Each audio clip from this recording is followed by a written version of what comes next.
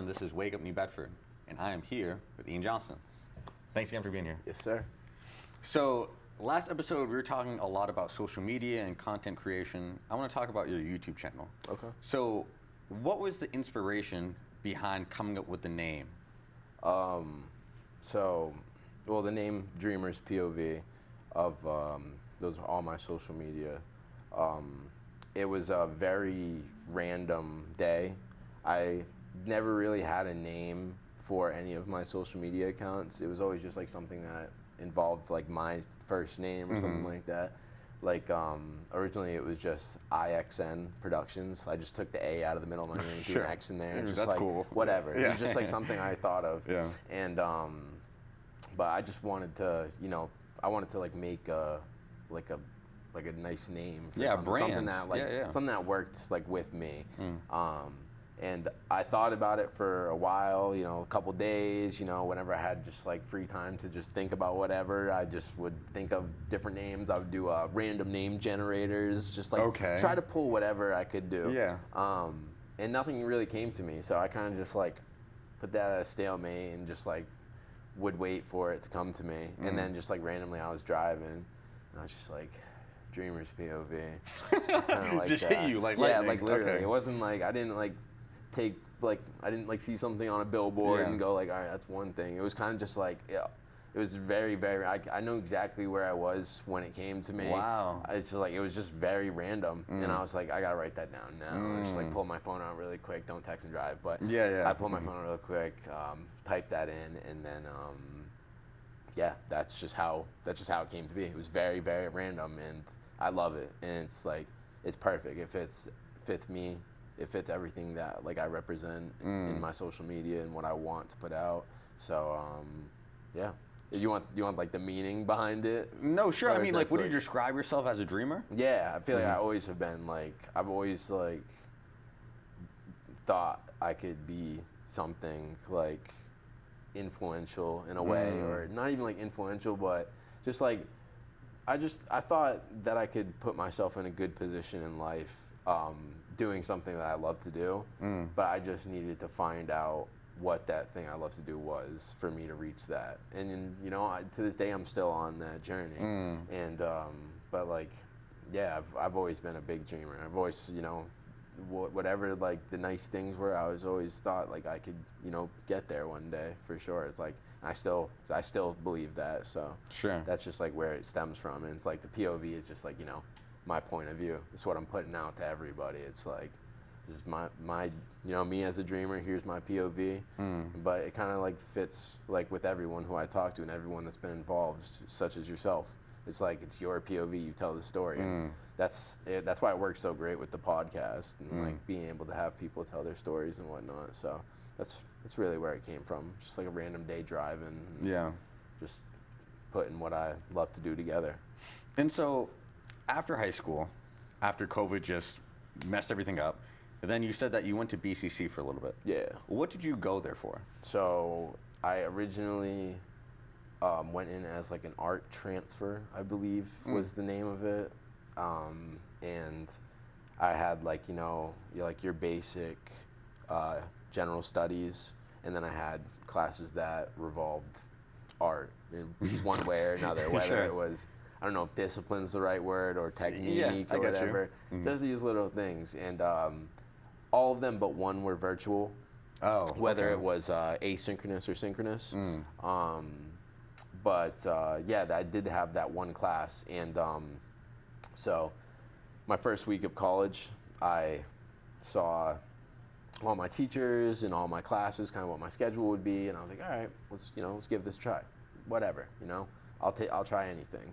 And so all my classes went good until I got to the art class that was on campus. Okay. And so I got to the class, and it was just like very strange classroom. There was no chairs or tables. Like, well, there was, but not like set up. Okay. And she was like, the teacher, I don't know names, I wouldn't want to put it out there, sure. she was like, grab a chair, put it wherever, Like, all right, sounds good. Sure. Luckily, there was other people who had entered the room before me, so I didn't have to put my chair up close. I kind of just was like, on the outskirts. Yeah. And I feel like I didn't really participate in the class because it was a very introduction-based class, like telling stuff about ourselves and our teacher's story and what the class was all about. And yeah, I was not really involved in it too much. I was kind of spectating because I was kind of skeptical about everything that was going on. Sure. And I just couldn't see myself being able to be on the same mindset as any of the people that were in the class. Okay. They were just like a little bit different.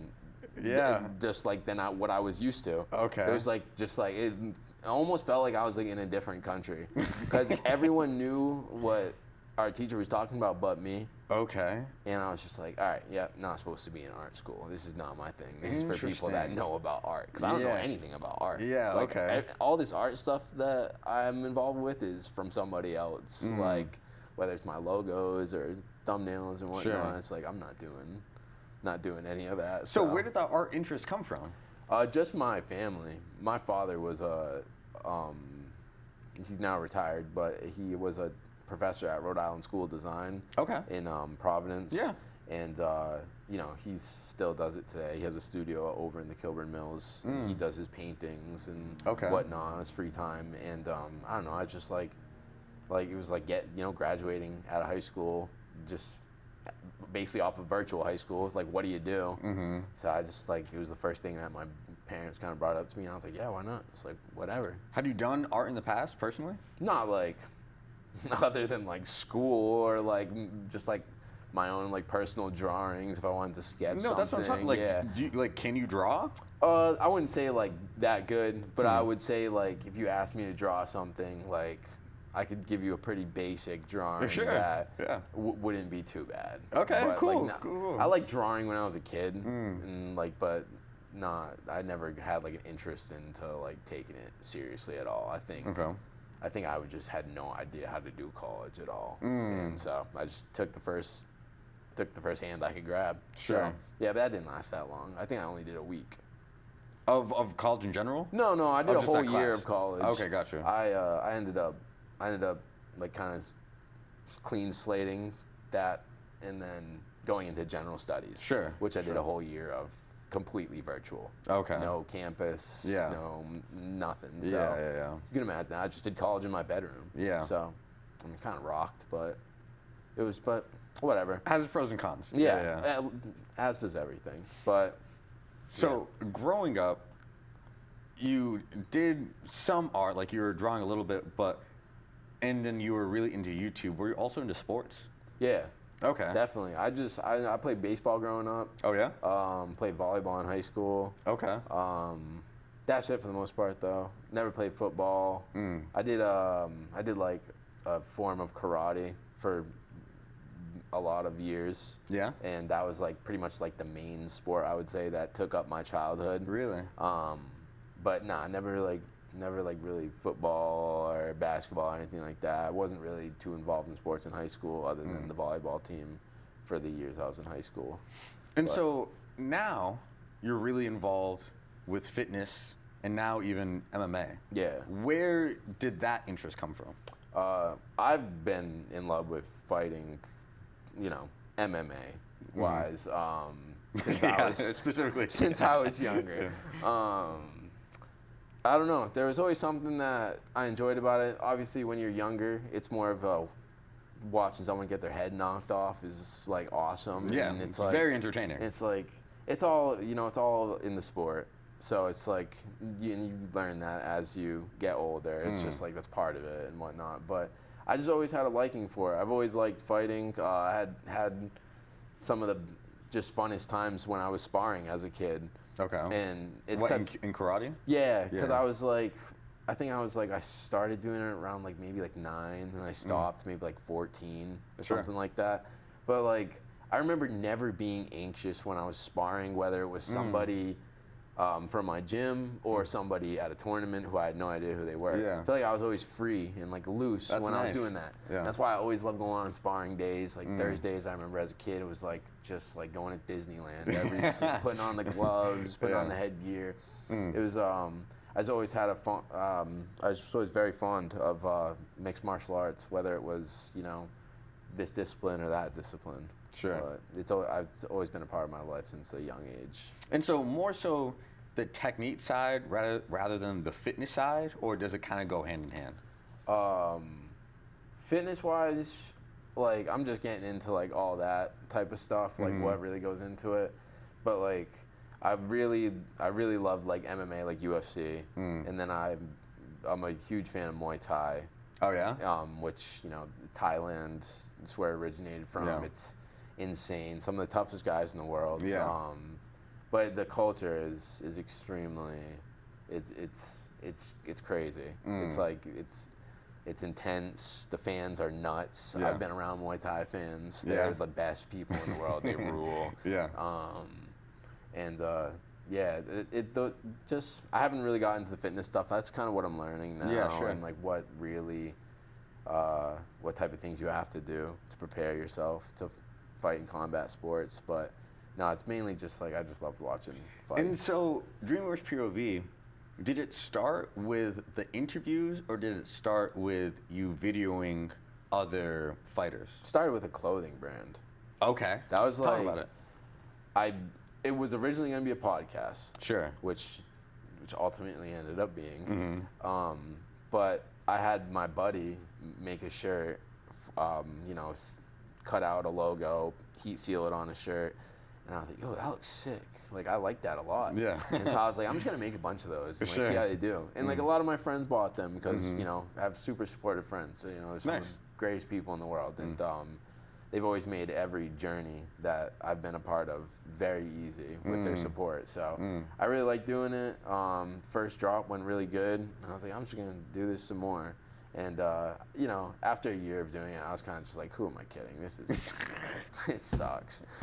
That sounds so. Okay, because it wasn't like consistently as good as the first drop, or you just got bored of it. Or? I think I mentally tried to tell myself that I was interested in it, and I think I was really just not putting all my effort into it. Yeah. And I finally was like, all right, you got to be real with yourself. Like, it doesn't matter if you've been doing this for a year. You don't have to do it for the rest of your life. You really don't. Yeah. So I just kicked the curb on it, and I was like, all right, now that that's out of the way, let's figure something. Let's go back to the drawing board. Yeah, back sure. to square one. And Yeah. so, after the clothing brand, that kind of went in the past. That's when I started, doing video, and MMA kind of just fell to me. Like it was, I told one of my buddies I was doing videography. Said he had a guy who's looking for some videos in MMA. I'm like, Okay. MMA rules. I'll film some video. Yeah, sure. Why not? Did one session with him, and now it's been like a year and a half still working with him. Yeah. Filmed 3 fights together now. Okay. So I've had other, people I've done fight nights with and whatnot. So yeah, it was a very long road to get to where I wanted Dreamerz.POV to actually be and what I wanted it to represent. But I feel like I've got there, and I know what the base is now. Yeah. And now I'm just going from there. And what is the base? Just really expressing, following the dream, like what the path that you wanted to set for yourself, and whatever it is like that, whether it's me or you or whoever I'm working with, I just want their story to be put out and to show that like people are following their dreams no matter who they are, whether it's someone young, someone old, whether doing music, YouTube, have a small business. I want their dream to be alive. Like I want their story to be told. And so I'm just collecting stories as I go on. Sure. And writing my own, with my social media. Every video I put out, whether it's something as simple as a workout video or something as dense as a podcast, it's just part of the that's part of the brick to the big picture. So. And so, do you see this as just continuing to be a hobby, or do you plan to make some kind of living off of this? That's definitely the goal, is to make a living off of doing social media. It's just I feel like I need to find that niche, because I'm in the MMA realm for the most part, whether it's MMA or MMA related fitness. I feel like I just need to find my foot, which I have been doing over the last year and a half of filming. Yeah. I'm miles ahead of where I started. Yeah, exactly. So just I just feel like I'm just learning new stuff, and just not rushing anything. Yeah, maybe you have to just give it more time. Yeah, like for dreams sure. don't happen overnight. Yeah, and so I definitely see myself making money off this, just being my full-time thing one day. Yeah. But definitely need it to happen at the right time. So I'm just taking it day by day, doing the best I can, and hoping that one day that Dreamerz.POV can just be my main thing, be my job. I can just be the owner and do what I love every day. That's the goal. That's the big picture. So that's. And what would you recommend? I know so many people who I don't know if it's just because they don't know how to dream, or they've just given up, or they just dream small, but how would you recommend to someone to start dreaming? It's not something you can search for.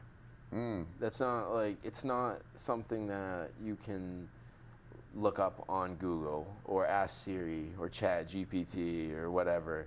It's something that it's as corny and cliche as it sounds, it's something that you feel. Yeah. Something it's an attraction.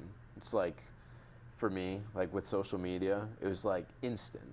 I knew after the first couple of times going on YouTube, it was this is it. This is the big picture. Yeah. And I would say step out of your comfort zone. If you don't have any hobbies, which off rip, that's a problem. So try stuff. So many people don't. Yeah. But continue. Yeah. Just step out of your comfort zone, because that was my issue. I thought I could do everything by myself, and I thought I could learn everything by myself. But as I've done more things in my life, I've learned that I'm going to be a student forever, regardless of what it is. Yeah. And I'm always going to learn. So I would say, just step out of your comfort zone. Talk to people who are doing different things. If someone's doing something that looks cool, message them. Be like, hey, I don't know if you're looking for help or looking for someone to just be around and learn. Just get involved with things. Don't be afraid. You're gonna have anxiety about stuff. It's an anxious game. Following your dreams is an anxiety-filled trip. Regardless. Like you said, you got to get out of your comfort zone. Yeah, you have to you have to just do the things that suck, because eventually you'll be in this kind of fun part of it. It's whether it's your full-time job or not, or you're just doing it after work, it's it can be just as fun. So just that's the main thing, is stepping out of your comfort zone. Don't shy away from anything. Yeah. Know where you want to be. Keep yourself, in a headspace that you're not gonna, freak out, obviously. Sure. But just do something you maybe don't see yourself doing, and you can be surprised. Because where I'm at now, it's very different from what I imagined and wanted originally. Sure. And I'm a lot happier than when I was. So it's just that's what it's all about. And I just saw this as you were talking. Do something that you think about something that you want to do but you're scared to do, and then go after it. Yeah. That's a huge way that you can get out of your comfort zone. Yeah, definitely. It can be hard to just imagine looking at a blank page of all right, so what is my dream? Think about what you like. Yeah. Think about in what way could I pursue it, but it might take some work or it might be scary. There's going to be obstacles. Yeah. Sure, then get to work. Yeah, that's Yeah. everything. There's going to be obstacles with everything. And Yes. what you just said is like kind of my base mentality off of the decision of stepping towards getting in the ring / octagon. It's like that's what it is. It's like I've been around the game for a while now and I know what it is and I have the itch. Like I know I don't know if we talked about on or off camera during our podcast, but I was like, yeah, after working with these guys so long, I was starting. It was off camera. So I did want to talk to you. We still have some time left. So talk a little bit about what your experience has been like now getting in the ring that you've been filming for some time now. You want me to talk about filming? No. Talk about your experience in the ring. Okay, Yeah. so I haven't fought any professional, amateur, anything like that. I haven't fought in any full contact exhibition at all. I've only type of fighting I've been doing is like non-contact sparring, where it's a point-based system. It's going for like the chest, the main point scoring. It's a quick thing, and you don't get hurt too bad doing it. Sure.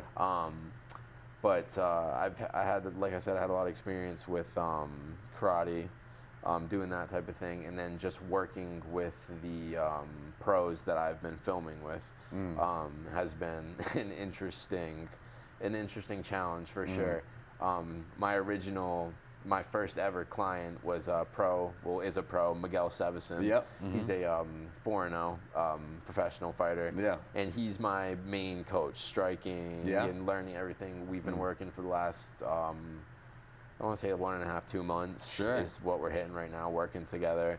And it's kind of like getting trained by a big brother a little bit.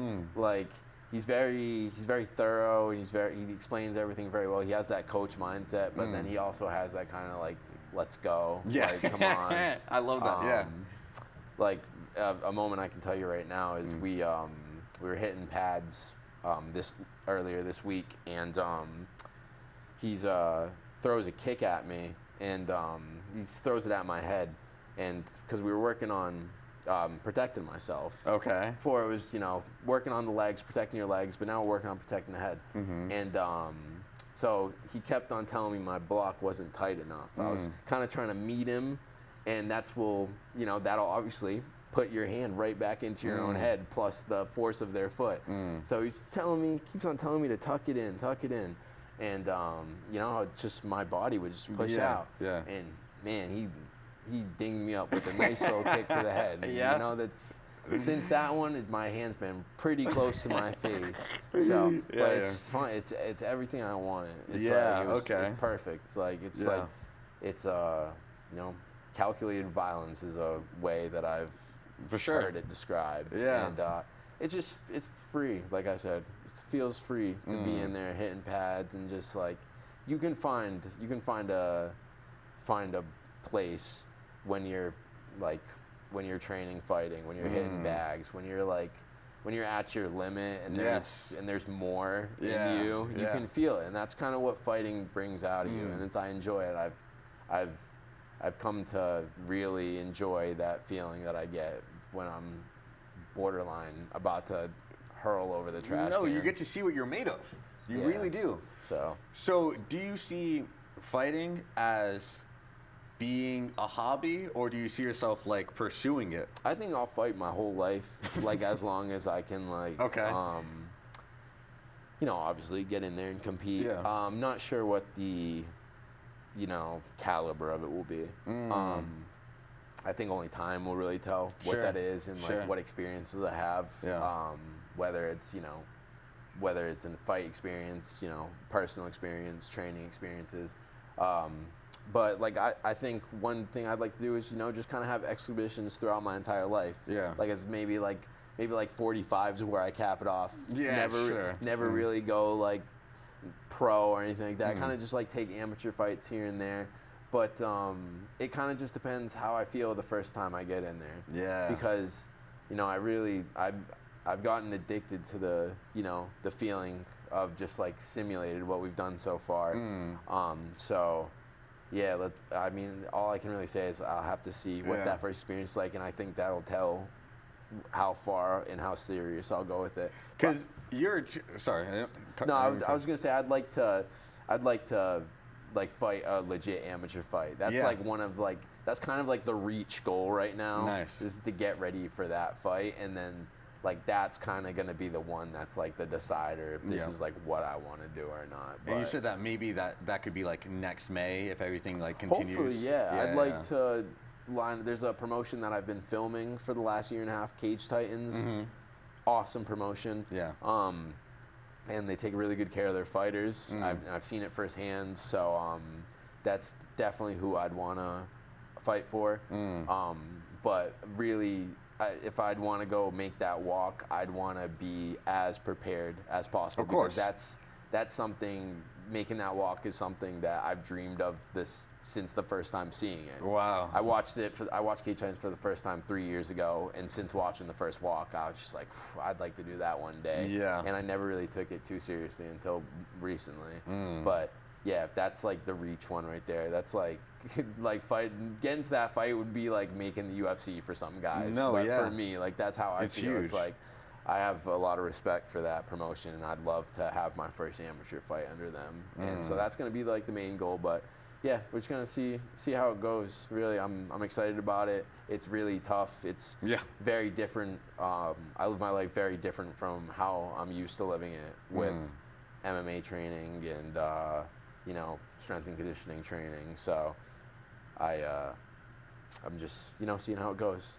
I'll never know if it's going to be a long-term thing or a short-term thing, but like I said, I like to try things, so yeah, exactly. I'm gonna give it a shot.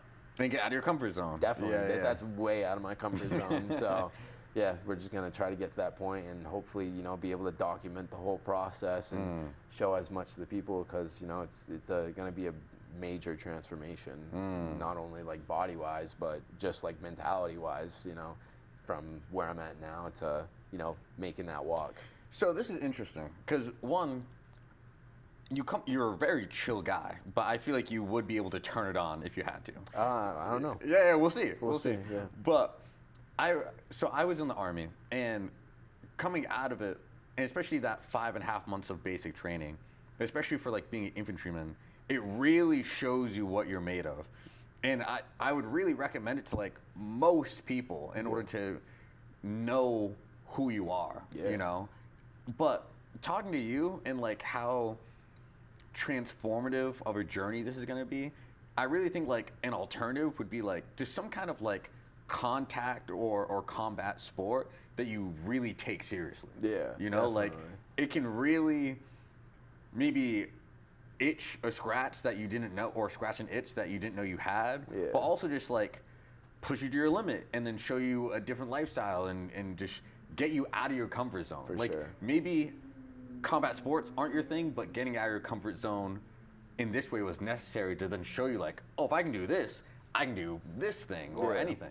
Yeah. There's something that really just like, it's like a fly that's around your face and you can't get away from you. Like that's what like combat sports and like MMA and Muay Thai is like for me. It's just kind of like always there, kind of like in the back of my mind, and like that's such an interesting way to describe it. I just really want to do it. Like that's just like I've always tried to think of ways to involve myself in combat sports without fighting, and I think what I wanted to do was fight. Yeah. So I'm kind of just like.